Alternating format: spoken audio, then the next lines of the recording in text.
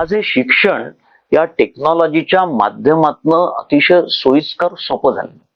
हे मूक्स म्हणजे काय, तर भारत सरकारने ज्या टेक्नॉलॉजीज सगळ्या विद्यार्थ्यांकरता आणलेल्या आहेत, त्याचं नाव आहे स्वयंप्रभा. मी जर गुगलवर स्वयंप्रभा टाईप केलं तर त्याच्यावर कमीत कमी 50 लाख कोर्सेस आहेत.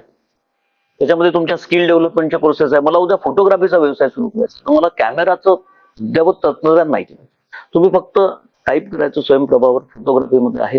तुमचा जीमेलचा आयडी असेल तर टाईप करून तुम्ही 30 तासाचा एक कोर्स.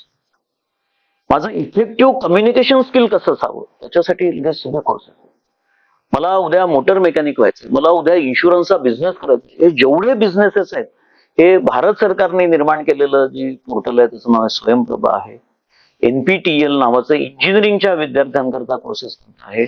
आणि सगळ्यात महत्वाचं, जेव्हा मी शिक्षण हे फ्री ऑफ कॉस्ट आहे असं म्हणतो, तेव्हा जगप्रसिद्ध विद्यापीठ, त्याच्यामध्ये हार्वर्ड, त्याच्यामध्ये MIT बोस्टन, त्याच्यामध्ये स्टॅनफर्ड, या लोकांनी सुद्धा ह्या शिक्षण फ्री केले.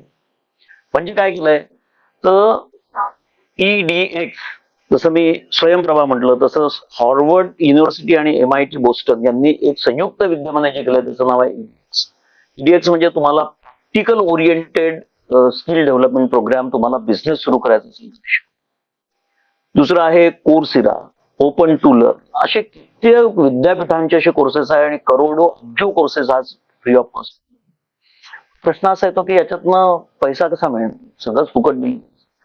तर त्याच्यामध्ये फिलॉसॉफी अशी आहे की मला जे शिकायचं आहे ते मी सगळं फुकट शिकणार, पण मला सर्टिफिकेट मिळवायचं आहे त्याच्यात की ही हॅज पास्ड, तेव्हा तुम्हाला पैसे भरायचे, रुपयामध्ये, डॉलर.